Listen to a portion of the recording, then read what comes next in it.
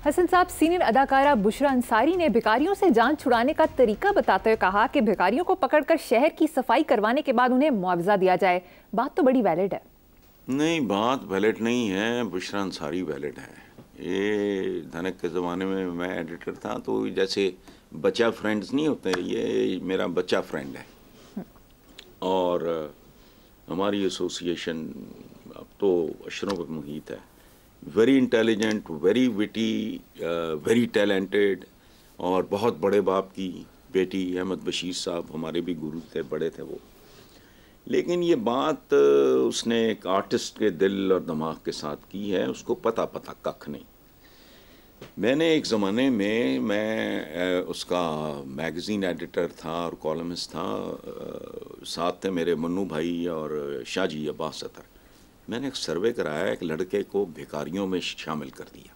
अब मुझे उस लड़के का नाम भूल रहा है। 5-4 महीने वो उनमें रहा। मैं उसकी तफसीलात बता नहीं सकता। ये हमारी हुकूमतें इतनी ऑर्गेनाइज नहीं, तुम्हारा सियासतदान इतना ऑर्गेनाइज, तुम्हारे इंतज़ामी इदारे इतने ऑर्गेनाइज नहीं, और तुम्हारे तो फरिश्तों को नहीं पता। वो जब वो फीचर छपा तो क़यामत आ गई थी। मैं कुछ बातें शेयर नहीं कर सकता, बात करते हुए शर्म आ रही है।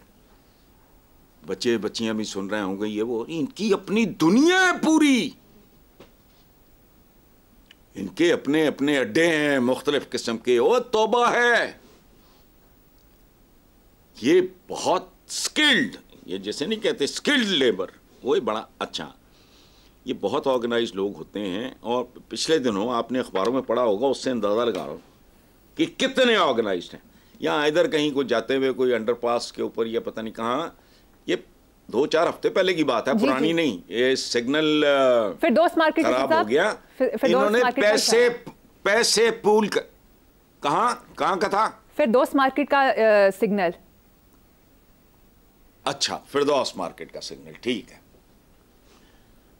उसमें तो फिर आपको नहीं पता, इन्होंने फौरी तौर पे पैसे पूल करके खुद अदायगी करके सिग्नल ठीक कराया। उन्होंने वही 1 घंटे में हमारा हजारों का नुकसान हो रहा है। इससे बात समझ नहीं आ रही। उनको उनसे ये करवा लो, उनको मजदूरी दे दो। मजदूरी? एक और बात, ये चेक कर लो, मैंने करवाया हुआ है ये काम, और बहुत थॉरली करवाया था मैंने। वो लड़का 2-3 महीने लगे उसको इनके अंदर घुसने में, मेंबर बनने में। कोई बाकायदा मेंबरशिप नहीं, लेकिन अच्छा, इनकी शादियां कभी, हमें पता बहुत सी बातों के बारे में होता नहीं है और हम हाँक देते हैं। इनकी शादियां ऐसे हैं जैसे कम से कम अपर मिडिल क्लास के किसी घराने के बच्चे या बच्ची की शादी है, उससे कम नहीं होता। तो बुशरा का ये सब्जेक्ट नहीं है, तो ये सवाल ही नहीं पैदा होता। इस मुल्क का जिसके, और वैसे भी दूसरे हिसाब से अगर देखो, ये जिस मुल्क के हुक्मरानों के हाथों में कशकोल हैं, ज़बानें लमकी हुई हैं, हंसते हैं गैर मुल्कियों के साथ बैठ के, तो लगता है हंस नहीं रहा, खुशामद कर रहा है। उसका अपोलोजेटिक किस्म की उसकी हंसी होती है, चवलों जैसी। गौर करना। अच्छा, ओ भाई, अगर हुक्मरानों के हाथ में कशकोल है तो भिखारियों के हाथ में तो जश्ता है। और वैसे अब कशकोल की इस तरह ख़त्म कर दो, अब कशकोल दिखाई नहीं देता। जैसे पेंजे जो रुई पिंजते होते थे बचपन में, वो दिखाई नहीं देते। माशकी दिखाई नहीं देते, जैसे डाकिया दिखाई नहीं देता, इसी तरह अब कशकोल भी दिखाई नहीं देता, लेकिन हम इस्तेमाल किए जा रहे हैं। चलो छोड़ो, ठीक है साहब। मूविंग ऑन टू नेक्स्ट, अखबारी खबर के मुताबिक रावलपिंडी में खातून के यहाँ बैक वक्त 6 बच्चों की पैदाइश, 4 बेटे 2 बेटियां, सेहतमंद माँ सेहतमंद बच्चों की मुनफरिद फैमिली बन गई। अस्पताल की इंतजामिया भी फैमिली की खुशियों में शरीक। आप भी मुबारकबाद देंगे? नहीं यार, मैं, आबादी बढ़ रही है, रोटी सुकड़ रही है। आबादी बढ़ रही है, रोजगार सुकड़ रहा है। देखो, मैं एक बात किया करता हूँ कि गवादर शवादर, ये कोई पसमानदा इलाके, उनमें जो बच्चा पैदा होता है और उसी वक्त एक बच्चा जो किसी स्कैंडिनेवियन कंट्री में पैदा हो रहा है, वो पैदा होते ही ज़िंदगी की सारी बाजी हार चुका है, और वो पैदा होते ही ज़िंदगी की हर बाजी जीत चुका है। तो जम्मी जाओ। वो एक बार बाल ठाकरे होता था, एक सियासतदान इंडिया का, बॉम्बे बेस्ड था, दिलीप कुमार साहब के साथ भी उसकी दोस्ती वो सी रही थी। तो उसने कहा था कि यार क्या है ये, जैसे खरगोश ने बच्चे जनती हैं, इस तरह बच्चे जनते जाओ जनते जाओ जनते जाओ, तो इनका अंजाम क्या होगा।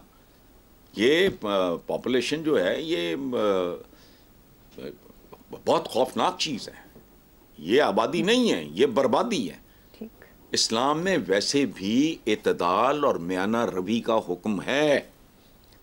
ये जो पेशावर से फिरते हैं ना बिज्जू, क्या बातें करते हैं ये जी पता नहीं, खानदानी मनसूबाबंदी नहीं, चूंकि जो बच्चा पैदा होता है उसका मुंह एक होता है, हाथ दो होते हैं। अब बंदा पूछे चवला, ये 2 हाथ कारामद बनाने के लिए लाखों रुपए की जरूरत होती है, 22 साल इंतजार करना पड़ता है। और इस्लाम में खाने से लेके इबादत तक में इत्दाल और म्याना रवी का हुक्म है, ये रसूलुल्लाह का हुक्म है। बच्चे जमी जाओ भाई, ये केड़ा, खैर ये अल्लाह इन बच्चों को सेहत जिंदगी दे, चूंकि ये को प्लान्ड तो इकट्ठे 6 नहीं कोई पैदा कर सकता ना दुनिया में जी। ये तो बस हादसा कह लो या जो भी कह लो। मैं इस पर्टिकुलर कपल की बात नहीं कर रहा जिनके यहाँ 6 बच्चे पैदा हुए, जो वो तो कोई प्लान करके नहीं कर सकते। मैं ओवरऑल आबादी के हवाले से, और याद रखना 33 साल पहले जब मैंने कॉलम निगारी शुरू की है, मैंने खुद से अहद किया था कि इन 3 मौजूआत पे मैं साल में 1 बार ज़रूर लिखा करूँगा, और उनमें था आबादी। एक आबादी था कि ये मेरे काम की ज़कात है। यू अंडरस्टैंड, मेरे लिए 33 साल पहले ये मसला था। आज देख लो, यही 26 करोड़ जब 36 और फिर 46 करोड़ हुआ, वो फिर देखना वो भूख है आज़ा कहीं आज़ा को ना खा लें, और वो काम शुरू है इस मुल्क में। लेकिन हसन साहब कोई फर्क पड़ा है 33 साल से आप लिख रहे हैं आबादी के बारे में? नहीं, कुछ नहीं, लेकिन मैं हमारे एक सूफी शायर ने कहा था, माली दा कम पानी लाना पर मशकां लावे, मौलिक दा कम फल फूल लाना लावे या ना लावे। एक पाकिस्तानी के तौर पे मेरे ज़मीर ने मुझे कहा कि भाई ये 2-3 मौजूआत हैं, हर साल कम से कम 1-2 कॉलम इन पे लिखने। लिखा, बाकी मैं इतनी देर से बहुत सारी बातें जो कर रहा हूँ, उदा केड़ा नतीजा निकले, जहन्नुम में जाए नतीजा, खत्म, भाड़ में जाए। I am doing my job, मैं इसको इबादत समझ के करता हूँ। इसीलिए आज तक तो कभी किसी से तो बनी नहीं हमारी, किसी से भी नहीं। भुट्टो के लिए जेलें काटी, भुट्टो को कभी देखा ही नहीं जिंदगी में, किसी जलसे में भी नहीं देखा था। उसके बाद फिर पीपल्स पार्टी तो भी शुरू हुई, नून लीगी आ गए। ये तो अजीबो गरीब तरह के लोग थे। पीटीआई को कभी स्पेयर नहीं किया, उनकी हुकूमत के दौरान उठा के कॉलम देख लो। और मेरा तो पीटीआई की तरफ रुझान भी, मैं बताऊं, इनसे नफरत का नतीजा है, वो रिएक्शन है जी। चलें।